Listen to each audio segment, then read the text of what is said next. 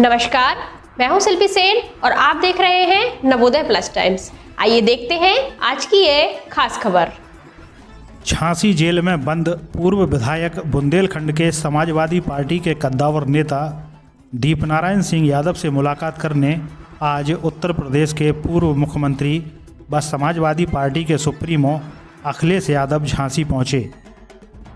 दीपनारायण सिंह यादव से मुलाकात करने के बाद समाजवादी पार्टी के राष्ट्रीय अध्यक्ष अखिलेश यादव ने बड़ा बयान दिया। अखिलेश यादव ने स्पष्ट कहा है कि सरकार के इशारे पर पूर्व विधायक को जेल के अंदर जो सुविधाएं मिलनी चाहिए थीं वह सुविधाएं नहीं मिल रही हैं। यह सरकार चुन चुन कर न केवल समाजवादी पार्टी के लोगों को निशाना बना रही है बल्कि उन लोगों को भी निशाना बना रही है जो सरकार के लिए चुनौती बन रहे हैं। अखिलेश यादव ने भारतीय जनता पार्टी की केंद्र तथा उत्तर प्रदेश की सरकार पर एक के बाद एक करारे प्रहार किए। उन्होंने कहा कि 9 साल की केंद्र सरकार तथा 6 साल की उत्तर प्रदेश की सरकार में आम जनता के लिए यदि कोई काम हुआ हो तो सरकार बताए। इन्वेस्टर्स मीट के नाम पर बड़े बड़े दावे किए जा रहे हैं। सच्चाई यह है कि सरकार के पास कोई औद्योगिक नीति है ही नहीं। स्थिति यह आ गई है कि सरकार अपने मंत्रियों को पूरी दुनिया में इन्वेस्टर्स लाने के लिए भेजने पर मजबूर है। इसमें भी सबसे बड़ा झोल यह है कि जो भी मंत्री विदेशों में जा रहे हैं और MOU कर रहे हैं वह सदन के पटल पर भी कोई भी बात नहीं रख रहे, जबकि सरकार के हर कदम की जानकारी सारे विपक्षी राजनीतिक दलों तथा जनता को होनी चाहिए, क्योंकि जनता के पैसे से ही मंत्री विदेशों की यात्रा कर रहे हैं। उन्होंने कहा कि भारतीय जनता पार्टी के लोगों के पास कोई विजन नहीं है। उनके पास एक ही विजन है कि जो भी उनके सामने चुनौती बन रहा है उन पर फर्जी मुकदमे लादकर जेल में भेज दो। उन्होंने कहा कि समाजवादी पार्टी का आंदोलन जल्द ही जनता देखेगी। सरकार के अन्याय के खिलाफ जनता का आक्रोश अब सड़क पर आने लगा है। यही कारण है कि मैनपुरी के चुनाव में भारतीय जनता पार्टी को करारी शिकस्त का सामना करना पड़ा है। हम बहुत जल्द आंदोलन की रणनीति तैयार कर समाजवादी पार्टी के लोगों को सड़कों पर उतारेंगे। निकाय चुनाव को लेकर अखिलेश यादव ने कहा कि समाजवादी पार्टी पूरी ताकत के साथ निकाय चुनाव को लड़ेगी। उन्होंने कहा कि आज की स्थिति यह है कि जहां जहां भारतीय जनता पार्टी के मेयर हैं वहां वहां डेंगू तथा गंदगी है। अखिलेश यादव ने यह भी कहा कि समय आने पर जनता भारतीय जनता पार्टी को करारा जवाब देगी। पंचायत चुनाव के दौरान दिए गए सूद समेत वापस करने के बयान को लेकर जब अखिलेश यादव से सवाल किया गया कि क्या समाजवादी पार्टी की सरकार बनने पर भाजपा के लोगों के साथ भी यही व्यवहार होगा, तो उन्होंने कहा कि यह लोकतांत्रिक भाषा नहीं है। उन्होंने कहा कि सच्चाई यह है कि भारतीय जनता पार्टी हमें यह सिखा रही है कि आने वाले समय में हमें क्या करना है। एक के बाद एक मुकदमे को लेकर उन्होंने कहा कि भारतीय जनता पार्टी समाजवादियों का स्वागत कर रही है। अखिलेश यहाँ भी नहीं रुके। उन्होंने स्पष्ट कहा कि समाजवादी सरकार ने आम जनता के हित के लिए जो भी काम किए थे भारतीय जनता पार्टी की सरकार ने उसका सत्यानाश कर दिया है। नौजवानों को बेरोजगार कर दिया है। अग्निपथ योजना के नाम पर नौजवानों के साथ खिलवाड़ किया जा रहा है। आज सीमाएं सुरक्षित नहीं हैं। चीन हमारे देश में घुसता जा रहा है और हम चीन को अपना बाजार दे रहे हैं। बुंदेलखंड एक्सप्रेस वे तथा डिफेंस कॉरिडोर के नाम पर सरकार सिर्फ लोगों को सपने दिखाने का काम कर रही है। उन्होंने कहा कि भारतीय जनता पार्टी के लोग सिर्फ फर्जी मुकदमे लादना और जनता के हक की लड़ाई लड़ने वालों को जेल भेजना जानते हैं। समय आने पर इसका करारा जवाब दिया जाएगा। उत्तर प्रदेश में सबसे ज़्यादा पुलिस कस्टडी में हुई मौतें इसका प्रत्यक्ष प्रमाण हैं।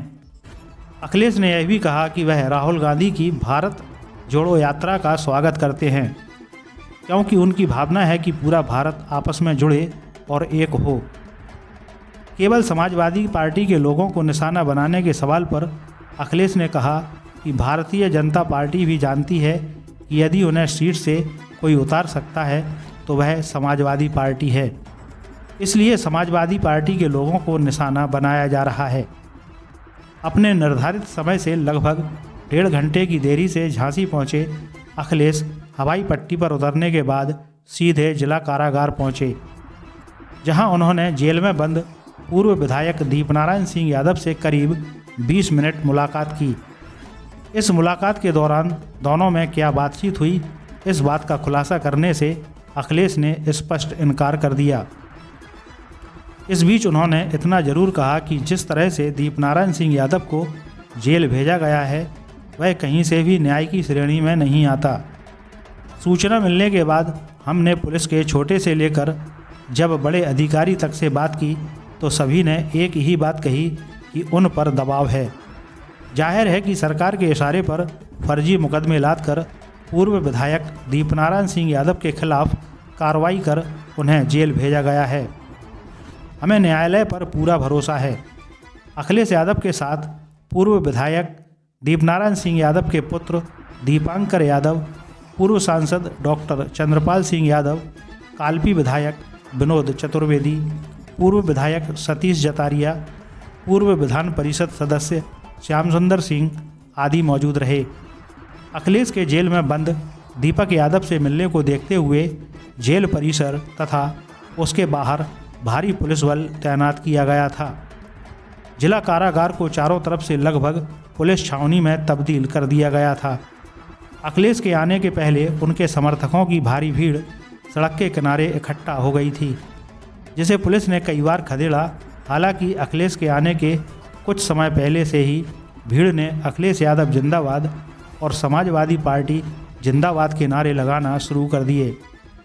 जेल से निकलने के बाद अखिलेश ने सड़क किनारे खड़े अपने समर्थकों का अभिवादन किया। इसके बाद पूर्व मुख्यमंत्री झांसी विधानसभा से चुनाव लड़े पार्टी के प्रत्याशी सीताराम कुशवाहा के आवास पर गए और वहां से महानगर अध्यक्ष तनवीर आलम के आवास पर पहुंचे। देर शाम अखिलेश यादव ने सर्किट हाउस में पार्टी पदाधिकारियों से मुलाकात की। इसके अलावा व्यापारियों से बातचीत कर उनकी समस्याओं को जाना। बताते चलें कि अखिलेश यादव आज रात झांसी सर्किट हाउस में ही रुकेंगे। मंगलवार का उनका कार्यक्रम फिलहाल तय नहीं हो सका है। नवोदय प्लस टाइम्स के लिए झांसी से ब्रजेश परिहार की रिपोर्ट। जब से भारतीय जनता पार्टी की सरकार आई है लगातार लोगों पर झूठे मुकदमे लग रहे हैं और सरकार साजिश करके षड्यंत्र करके अधिकारियों पे दबाव बना करके झूठे मुकदमे लगा रही है। इस सरकार में जहां महंगाई चरम सीमा पर है, बेरोजगारी चरम सीमा पर है, वहीं आप न्याय की उम्मीद नहीं कर सकते। इस सरकार ने न्याय खत्म कर दिया। न्याय की उम्मीद आप हम कोई नहीं कर सकते। हम और आप तमाम उदाहरण देख रहे हैं उत्तर प्रदेश में। याद कीजिए वो बलिया में जो पत्रकार जिन्हें पुलिस ने जेल भेज दिया था, बनारस में तमाम समाजवादी कार्यकर्ता जिन्होंने इलेक्शन कमीशन की जो ईवीएम्स जा रही थी, जिसमें वहां के जिलाधिकारी को हटना पड़ा था और बाहर से एक ऑब्जर्वर तैनात किया गया था। कमी और गलती प्रशासन की थी, लेकिन उसमें बड़ी संख्या में समाजवादी कार्यकर्ताओं को जेल भेजा गया। रमाकांत यादव पूर्व सांसद विधायक, जिनका बहुत पुराना मुकदमा, बरसों पुराना मुकदमा, दबाव बना करके उन्हें जेल भेज दिया गया। आपके पड़ोस के जिले में इरफान विधायक, इरफान सोलंकी के पिताजी विधायक रहे, कई बार विधायक रहे। उनके परिवार की एक अपनी प्रतिष्ठा है, सम्मान है। इरफान सोलंकी कई बार विधायक रहे, उन्हें भी साजिश का शिकार होना पड़ा, उन्हें जेल जाना पड़ा। और झांसी के लोग और हम समझते हैं, आप पत्रकार साथियों को सब पता है कि दीपक यादव पूर्व विधायक झूठे मुकदमे लगा करके उन्हें जेल भेजा गया है। ये सरकार केवल संदेश देना चाहती है क्योंकि हर मुद्दे पर ये सरकार नाकाम है, असफल है। दिल्ली की सरकार हो, यूपी की सरकार हो, दिल्ली में पिछले 8 वर्षों से सरकार चल रही है, यूपी का 6वां साल पूरा होने जा रहा है।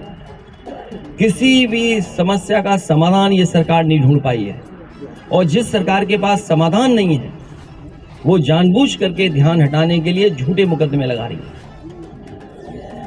दीपक यादव पूर्व विधायक, उनके बेटे हैं। मुझे याद है उस दिन जिस दिन पुलिस इनके घर में घुस करके इनके बेटे को उठा करके ले गई और कहा कि पिताजी हाजिर हो तब बेटे को छोड़ेंगे।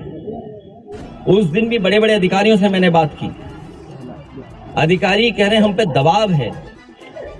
एक अधिकारी से पूछा, वो कह रहा दबाव है। उससे बड़े अधिकारी से पूछा तो बोला हम पर दबाव है। जो सबसे बड़ा अधिकारी है वो कह रहा हम पर दबाव है। सुन लो। तो आखिरकार दबाव किसका है? सरकार, मुख्यमंत्री खुद कर रहे हैं फंसा रहे लोगों को। जिस प्रदेश का मुख्यमंत्री खुद फंसाए लोगों को, आप कितने भी ईमानदार होंगे आप जेल चले जाओगे। इस प्रदेश में न जाने कितने सच्चे साथी जो पत्रकार थे जिन्होंने सच्ची खबर दिखाई है, उन पे झूठे मुकदमे लगा के सरकार ने जेल भेजा उन्हें। और समाजवादी पार्टी क्योंकि मुख्य विपक्षी पार्टी है, इसलिए चिन्हित कर करके इनके नेताओं को फंसाना, इनके नेताओं पे झूठे मुकदमे लगाना, इन नेताओं को बदनाम करना, क्योंकि जनता का और विपक्षी पार्टी का ध्यान न जाए कि आखिरकार समस्या क्या है। क्या आपको याद नहीं जिस समय उत्तर प्रदेश का चुनाव शुरू होने जा रहा था कि एक इत्र व्यापारी पर छापा मारा और 250 करोड़ निकला है। अखबार से लेकर के टीवी ने ही प्रचार किया कि समाजवादी इत्र का व्यापारी है। जब सच्चाई सामने आई तो बताओ वो किसका व्यापारी था। और उसके बाद लगातार छापे पड़े हैं। तो जितनी भी संस्थाएं हैं उनको इशारा किया गया है कि विपक्ष के जितने लोग हैं उनके खिलाफ झूठे मुकदमे लगाइए, साजिश करिए, उन्हें जेल भेजिए। दीपक यादव को और समाजवादी पार्टी को मैं कह सकता हूं बदनाम करने के लिए ये मुकदमे लगाए जा रहे हैं, और एक दो पे नहीं, चिन्हित कर करके। और फिर कितना हैरेसमेंट किया जा सकता है वो किया जा रहा है। सरकार का काम ये नहीं है। और समय बदलता है, सब समय सबका आता है, लेकिन ये पहली बार ऐसी परंपरा देखने को मिल रही है कि जहां पर संस्थाएं हाथ खड़े कर दे रही है, ये सरकार के इशारे पर संस्थाएं हाथ खड़ा कर दे रही हैं। इससे दुखद लोकतंत्र में कुछ नहीं हो सकता। याद कीजिए, इन्होंने जिला पंचायत लूटी, ब्लॉक प्रमुखी के चुनाव लूटे, विधानसभा के चुनाव में जब हार रहे थे जो कुछ कर सकते थे इन्होंने किया। जनता ने मतदान किया। जनता जिस तरह के परिणाम चाहती थी वो परिणाम नहीं आए। लेकिन अगर इन्हें बहुमत मिल गया है, बहुमत का मतलब ये नहीं है कि पूरा का पूरा लोकतंत्र खत्म कर दें। इसलिए ये सरकार जिस रास्ते पे जा रही है, समाजवादी पार्टी लगातार लड़ती रहेगी। हमें उम्मीद है कि न्यायालय से न्याय मिलेगा और बहुत जल्दी ये छूट करके आएंगे। और जहां तक जनता का सवाल है, जनता के हर मुद्दे पे ये सरकार असफल है। महंगाई चरम सीमा पर कोई समाधान नहीं, बेरोजगारी चरम सीमा पर कोई सवाल जवाब नहीं, न्याय की उम्मीद कोई नहीं कर सकता। जितनी भी व्यवस्थाएं की गई थी, चाहे एम्बुलेंस की हो वो बर्बाद कर दी, पुलिस की 100 नंबर जो 112 कर दी वो बर्बाद कर दिया, स्वास्थ्य सेवाएं पूरी ठप, मेडिकल कॉलेज बर्बाद कर दिए इन्होंने। और क्या दिखा रहे तमाशा, क्या इन्वेस्टमेंट के लिए मंत्री जाएंगे? दुनिया के अलग अलग हिस्सों में जा रहे हो अगर मंत्री इन्वेस्टमेंट लेने, क्या दुनिया के वो लोग ये नहीं जानते कि यहाँ पर अन्याय कितना है?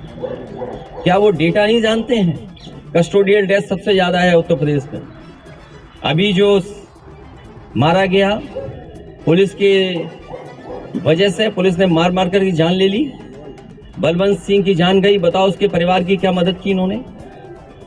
1 करोड़ की समाजवादी पार्टी ने मांग की है कि उसके परिवार की मदद हो, 1 करोड़ की। सरकारी नौकरी दें उसको, क्या सरकार दे पा रही है? Custodial death number 1 Uttar Pradesh में महिलाओं सबसे ज्यादा सुरक्षित हैं।